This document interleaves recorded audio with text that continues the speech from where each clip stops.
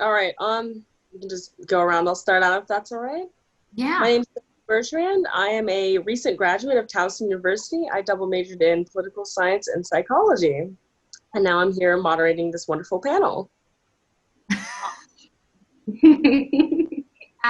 My name is Mandana Dayani. I am the co-founder of I Am a Voter, which is a nonpartisan voting organization. I am also the co-host of a podcast called The Dissenters. I started my career as an attorney and then worked as a talent agent and fashion, media, and tech companies before launching I Am a Voter. Certainly, I can go next. My name is Nicole. I'm the founder and CEO of HBCU 20 by 20, which works to connect the HBCU and Black community to job and internship opportunities. I'm an alum of Dillard University as well as Yale University, and I'm a South Central Los Angeles native and back home. So it's good to be on the West Coast. All right. Hope you're staying safe. All right. Absolutely. Here's my first question to kind of get to know a bit more about your early beginnings into politics and using your voice for digital activism. So my first question is, how and why did each of you first kind of get into politics and activism? I can start if that helps. I think that my early introduction into activism was when I joined the NAACP Youth Council when I was young. So like I said, I'm from South Central Los Angeles. My older brother was killed in a drive-by shooting. And when I was young, I didn't really process what that meant until I start seeing more of my friends be killed in drive-by shootings. And when you see more and more people that you know die, you go, okay, wait a minute. What's the root cause of this? So rather than just see things happen, my mom got us involved, not only in church, so I guess kind of in a way that was our little mini introduction into activism, because we understood the importance of serving others. But when I joined the NAACP at 13, it was like that introduction into the social issues that existed in society. So we were able to organize as youth. And from there, as I went on to college, I was very active. I restarted the NAACP chapter at Dillard University, was really involved in doing work within the New Orleans community as well. But it was BYP 100. So the Black Youth Project 100 is an organization that exists. There are chapters throughout the country, but I attended the Beyond November convening. It was 100 leaders from around the nation. So Black artists, Black activists, Black elected officials, and everyone was young. Everyone was under 35. And we were in the same space when the George Zimmerman verdict came out. And from that moment, literally at night, I'm not sure you all do your research on Charlene Carruthers. She's a dope sister. Was like, we need to do something. And I sat back in the back of the room, literally just watching oh my God, this is dope. Look at them go. Cause it's veteran organizers that really knew what they were doing. Me, it's cool. I can hashtag and share information, but they were really organizing.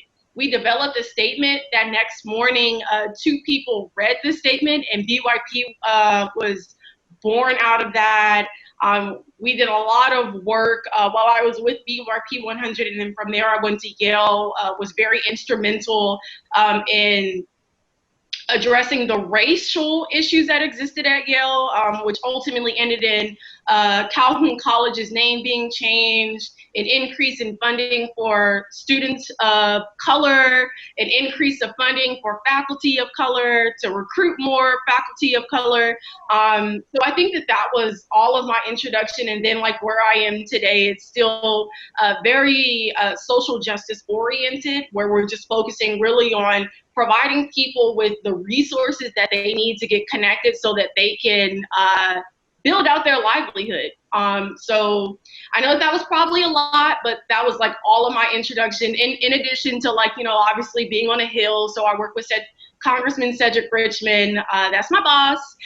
He's dope, and a Morehouse alum as well. But I had like that experience on the Hill, really working on legislation as well.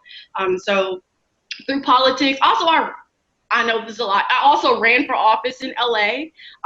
So I was on my neighborhood city council. We serve 47,000 people in our community. So I know that was a lot, but I've done those were all like my introductions and kind of like my different points of entry into politics as well as digital activism. Oh my God, you're amazing. I just want to ask you 100 questions and like make this panel about you. That was incredible. Oh. I was like taking notes. So I came to this country around when I was 6 years old. We came technically as religious refugees, and I think, which is kind of the irony of what you see perpetuated by the media. I think immigrants tend to be some of the most patriotic people in this country. I was raised my entire life so grateful that this country literally saved our lives and my family's lives and our community's lives. And I think that's the story of so many immigrants. We understand the potential that America has. And I think I've always felt like, how am I going to give back? How am I going to make, because ultimately it's luck. It's like you look at your life and you look at everyone else who didn't get a chance to come. And I think I've always just been so grateful for how lucky I am. And I had a very, I fully lived like the American dream. I became a lawyer, my brother became a surgeon, and my whole life, like I had a very successful career doing all these other things. And it was just this thing about like, well, when am I going to give back? When am I going to step in? What am I going to do? And about 2 years ago, I had just had my second daughter and I was home and I was watching the news and I saw the first images of the children being separated from their families at the border. And I remember that moment when, when we came to New York. It was the scariest thing I've ever seen in my life. Like, we didn't speak English. New York is the scariest, largest place ever. And I just remember like holding my mom's hand and being like, it's gonna be okay, I have my mom. And the idea that we would find the most vulnerable people who have spent months, going through every sort of atrocity, trying to come to America for a better life for their families. And we would literally take the children away from their families. We lost them. We didn't know where they were. We didn't provide them adequate care. They got sick, they got lost, they got orphaned. I mean, the idea that our country could do something like this shook me to a core that I don't even know how to articulate. And so I started taking a bunch of meetings with different senators and congressmen and asking them questions like, what's happening to our country? How are we so divided? How did we get to this place? And one of the things I just kept hearing over and over is, if you want to change this or if you want to change that, we need more people to vote. And I was like, what do you mean? Who's not voting? Like, as an immigrant, it's like the greatest privilege in the world to vote. And so I couldn't even wrap my head around that there's people that could vote and weren't voting. And I started looking at the numbers, and there's one number I just kept looking at, like the young voter turnout, and it was shocking. And I was like, that doesn't make sense. Millennials and young voters care so much. 87% of young voters won't purchase something from a brand if they don't treat their employees well or they don't have sustainable products. How can they not participate in the country to that same extent? And I think that's really when I started looking at what the messaging was around voting, how we were advocating for voting. And I started working with, I reached out to like 25 women I had worked with in my career from all different walks of life. They were just the most talented people ever.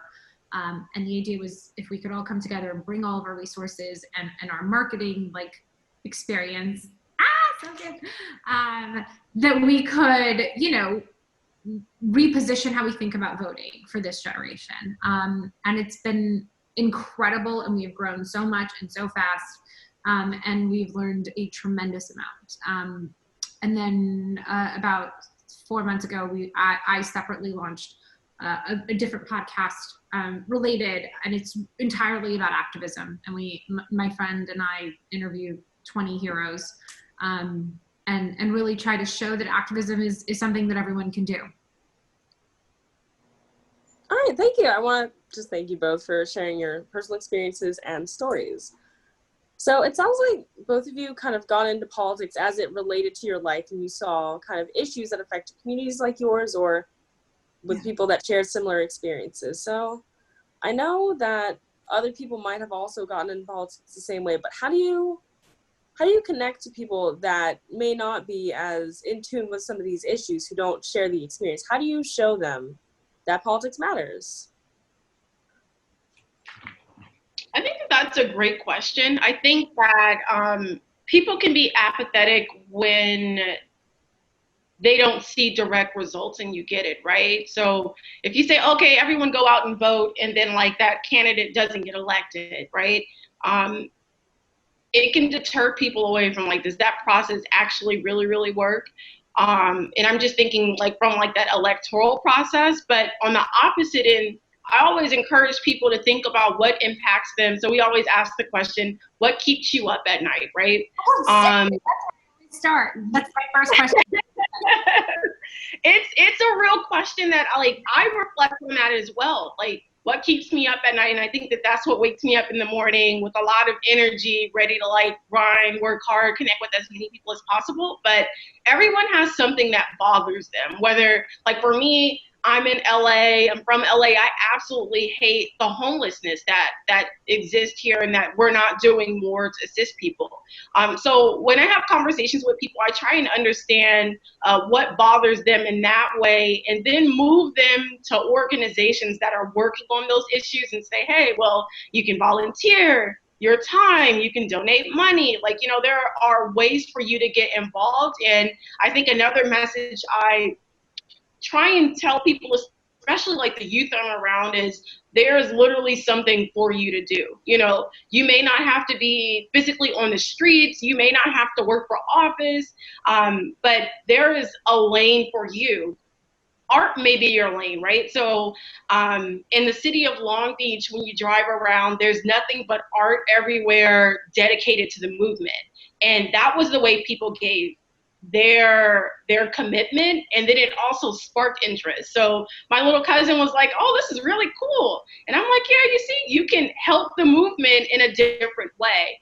So I think that those are the kind of conversations that I tend to have, is just getting to the root of what bothers you, and then from there moving from like that pain or like that issue and transforming that into power and identifying ways that you can effectuate change in a way that you are committed to, or in a way that you want to. Thank you. You know, I think I always start with that same question, which is, you know, what keeps you up at night? What is the injustice that feels so horrifying to you? And what is your superpower? What is it? Not everyone has to be the leader. You know, I think every decision I regret in my life is the thing I didn't do because I was afraid of it. And I think people create all these reasons not to jump in, right? And it's because I don't have enough money, I don't have enough followers, I don't know enough about the campaign. No one knows enough about the campaign when they start. If you ask every single activist, they will tell you, I knew nothing. I saw something that was wrong, and I dove in, and I was committed to learning. I was committed to evolving through the process and asking questions and, you know, and listening. And so if you wait for the right moment, there is no right moment. I will tell you today, regardless of what your cause is, there will never be a day that you wake up and you're like, this is the moment. The moment is now. The moment is you feel something and advocate for it. And if you're not ready to lead, then support the leaders. You know, find someone who inspires you, find someone who's doing incredible work, and offer them something. And you don't have to, you can offer them work on the ground. Are you a graphic designer?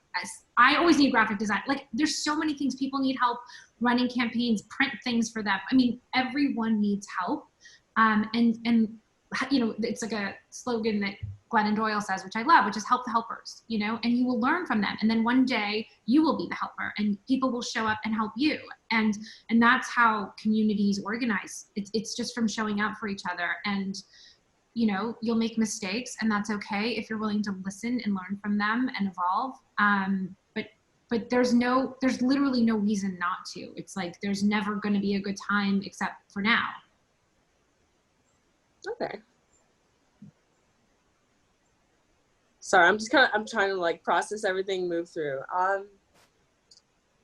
Okay, so you've talked about various means of kind of empowering people, providing education, and raising awareness. So my question is, what is your vision? What do you hope to accomplish by using your platform?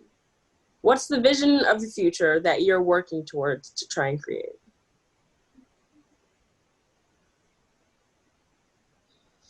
That's a very good question. I think there's two things. I believe that we are going through a reckoning in America, and we've gone through them before, and we will go through them again in the future. I believe in the potential of our country, and I believe in the potential of our democracy. And I think being apathetic and being angry, being apathetic is different than being angry. Anger is powerful. Use your anger to create the America that you want. Advocate for it. Push the boundaries of America to get it to where you want to go. This isn't the time to sit out. And so I think my vision is participation. The angle that I've chosen is voting. It's not the only angle, but that's my lane. That's the thing I learned. That's the thing I know how to advocate for. And that doesn't make it the only lane. That's just one lane. And there's so many people that are advocating for many different things. And it's all of our voices together that will push us forward and create the America that we all deserve. It's not here today, but we can build it. We have to hold each other accountable. We have to evolve. We have to grow, but we have to advocate for it. Our system wasn't built to change in one day. It never has, and it never will. But we need to show up for it, and we have to be committed to the work that it takes. And people that say they're tired, I'm like, tired? People have been doing this work for hundreds of years. Like, you can't be tired, you know? And I know, you know, I have kids. And so for me, it's really thinking about the world that I leave for them and for all the other generations. And I think the vision I have is of us just showing up. It's us showing up for each other in our communities. It's us, you know, in little actions and helping your neighbor with their groceries to showing up for your country and voting. I just think that, you know, we're like little villages, and it's like, we have to care for each other. We have to show up for each other, and we have to do the same for our country.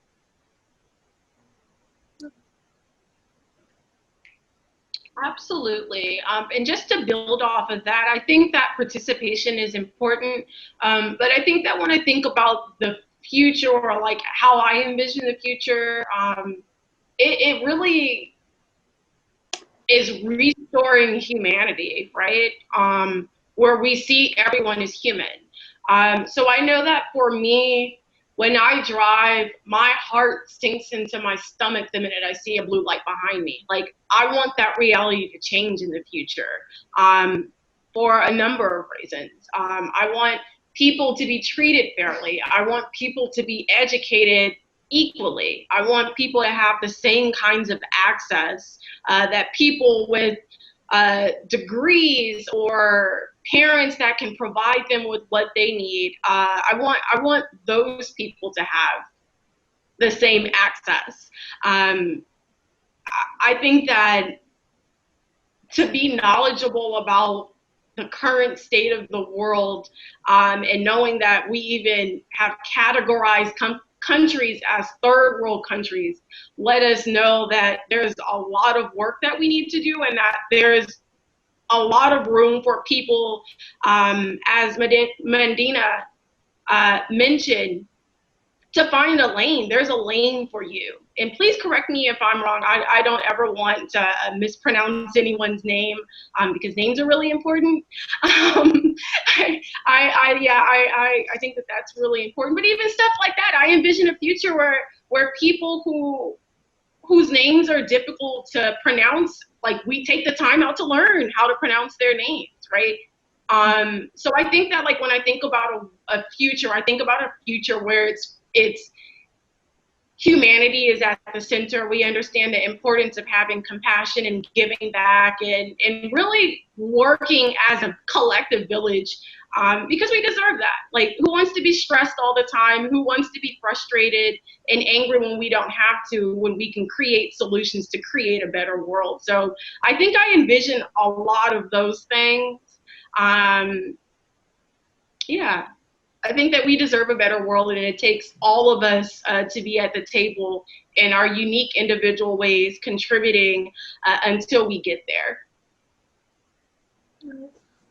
Something that I noticed, kind of like, it might be like a little thing, but I noticed that both of you kind of talked about like feeling tired sometimes, or feelings of stress, frustration. And I want to touch on that. I think it's important to recognize, like, a lot of the work that's going on requires you to kind of see what's going on, and it hurts to look at some of the pain that people are going through, a lot of the struggles, and just like the fact that there are people that have been working on issues that have been around for hundreds of years, and that can be tiring. And you've both had experience working with this, I'm sure. So what do you do when it gets tiring? How do you continue? How do you keep going? You know, activism can be scary. Like, I feel naked all the time. You know, you are putting your whole soul and your whole being out there, and you're taking risks, and you're saying things that you don't always have science and data to prove. But it's also really powerful, and it's really liberating. You know, I was raised to be a very specific way, and I went against everything that I was ever told I was supposed to think and do. And disappointing my family, who I'm very close to, was incredibly terrifying. Disappointing communities and disappointing people and challenging things that people believe to be true is scary. You open yourself up to criticism all the time. You know, I fight against the NRA. I mean, that's not fun to see in my DMs, but at the same time, I feel like I am who I am. I feel like I'm in my own skin. It's an incredible feeling to feel like you're doing what you're supposed to be doing. And I wake up every day, and that drives me so much. And sometimes I think that it's okay to rattle people. It's good to rattle people. Sometimes you should be pissing these people off, and you should get them to rethink the way that they're thinking about things. And that's okay. And you might get some blowback. If you're getting blowback because you actually made a mistake, and the blowback is coming from someone who you respect, don't get defensive. Take a minute, learn from it, challenge, and try to understand what it is about yourself that you missed, and take that as an opportunity to really listen and really grow and be better. You know, we can't get rid of our activists when they make a mistake. I think that's what I said kind of from the beginning, which is like, be committed to learning as you go. I learn from my peers every single day. They challenge the way that I think about things so much. And the way I think about many issues today is different than I thought about them a year ago. And that progress in me as a human is so valuable. And I think we all need to challenge each other. We need to give each other space to learn. I don't think we can expect everyone to come to the table as a fully informed human being. But I think that your voice is so powerful because it lifts other people up, and it will inspire them. I have gotten so many people off the sidelines because I have shown them the power of advocacy and community. And like, that's literally the best part of this whole thing, in addition to the change, is when you share your voice, you just attract people like you. You attract people who care, people that show up, people who are active. And like, my circle now are people that blow my mind on a daily basis. I enjoy my conversations with them more than I've enjoyed my conversations with any of my friends in my entire life. And it's like, what life is all about, community, right? And it's like, by using your voice, you're building the community that's intentional, and not the one that was like created for you when you were in 6th grade. I mean, like, you're going to evolve as a person. And so like, the people that are around you should evolve to some extent. Keep your old friends, but build new ones. I agree. I think I love that you touched on like the importance of being vulnerable. I think that, like, you know, in being vulnerable, in advocating, in pushing back, in fighting back, what tends to happen is you do open yourself up to criticism. So for example, I woke up this morning to a tweet, and it was like, our most dangerous person in the world is at Nikki T. And I was like, most dangerous, but it was like in a great way, like, this is someone who's fighting against oppression. And I was like, oh, okay, I get it. And I think little things like that, I was like, dang, most dangerous? I told my partner, I said, am I dangerous? But when you think about like the idea of being dangerous and pushing back against systems that have been in place that create disparities and inequities, I'm like, yeah, I guess I am dangerous. I'll take that. But for me, it's important to identify ways to maintain your own personal sanity while doing the work. I think that, like, you know, we tend to hear self-care this, self-care that. but it's one thing to hear it and it's another thing to practice it. So I mentioned I was a part of BYP 100, but I got burned out. And I think that that's something we don't talk about too much in many of the spaces that we're in. But it's really important, like for self-care purposes, to take care of yourself. So maybe, like for me, I walk to the beach every morning. It's a block away. I sit on the beach. I meditate. I watch the sunrise. Sometimes I bring my dog. Most times not, because he likes to make noises while I'm meditating. But I find ways to like bring peace and joy to myself. And I think that I would encourage those watching, as you either continue the fight or join the fight, make sure you take care of yourself. Maybe it's like, from 8 to 9 p.m., like you're watching something on Netflix, or you're listening to music that calms you down. I've been listening to a lot of Jamila Woods lately, but I think it's just important to identify ways to take care of yourself as you fight the world, because you need to. Like, all you have is yourself. All you have at the end of the day when you go to sleep is your body. So I always just tell people to take care of your mind, your body, your spirit, your soul, and whatever avenues you need to, especially while you're fighting, because that will lead to burnout, and that doesn't hurt anyone more than it hurts yourself. So yeah, whatever you can do, because I think, I know you mentioned like about the stress pieces and like managing stress. I always say that that's probably the best piece of advice I can give, is take care of yourself before you take care of others, and move forward with that in mind. Like I said, you only have one of you. Like, we need you to be here, and to be here, we need you to be healthy and well as well. So. All right, thank you. So that was a very powerful statement, but I do want to kind of give you an opportunity in our last few minutes. Do you have any kind of advice or just general statements you'd like to promote to young adults that are either just getting started with politics or kind of following on the path in the footsteps that you both have left behind? Well, I would say if you are, text the word voter to 26797. Make sure that you're registered. Even if you think you're registered, confirm that you're actually registered. Make sure you get reminders on all local, state, federal elections or polling location. There's no excuse. Please vote in this upcoming election. Listen to the Dissenters podcast. I cannot express how incredibly powerful these activists and their stories are. We call them accidental activists because I think that's who we all are.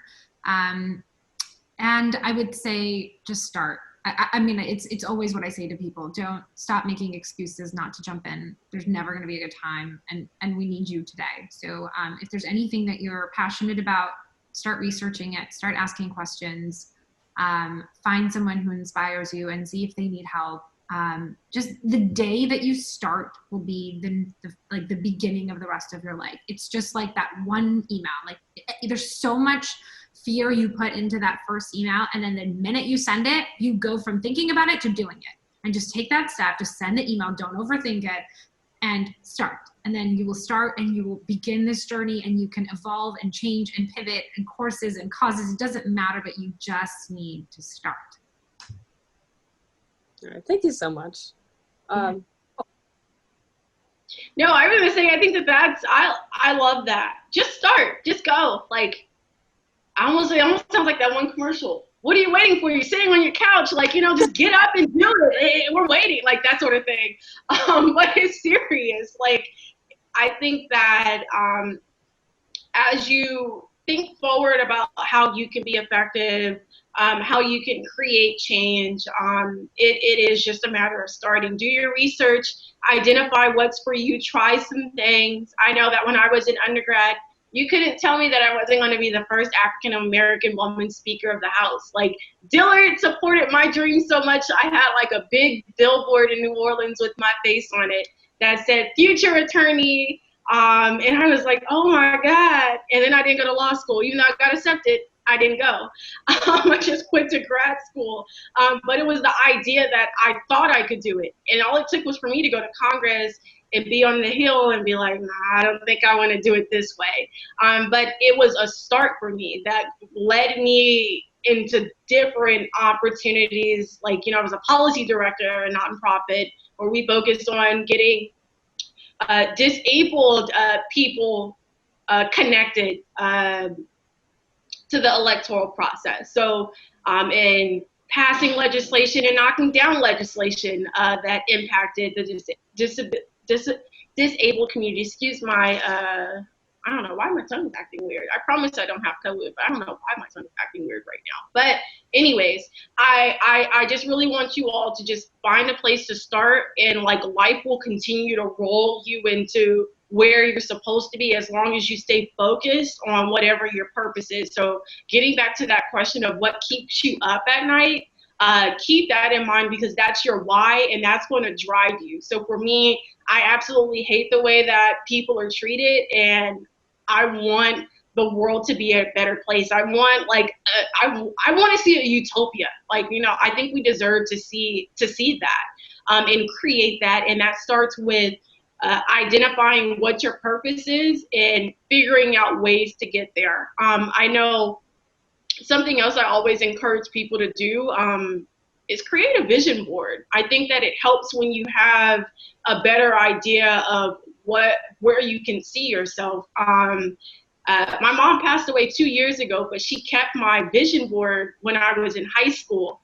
And I found it when she passed, but the only thing on my vision board that I don't have is a glass beach house, right? But I live by the beach, so it's okay, it's cool. But it's just knowing that the little things that I had on there, the community service, going to an HBCU, getting into politics, working with people, serving people, like all of that came true, and all of that was on my vision board when I was younger. I don't even think I want a beach house now, but like it's those little things, and that all happens when you can see it and you put that out into the world, and are intentional about your purpose and what you want to do in life. So I think that that's some of the piece of advice I would have. And then also feel free to text HBCU to 33222. It's a great way to get connected into HBCU 20 by 20. And I always share my cell phone number, 323-982-5915. Feel free to send me a text message. I promise you I respond to everyone.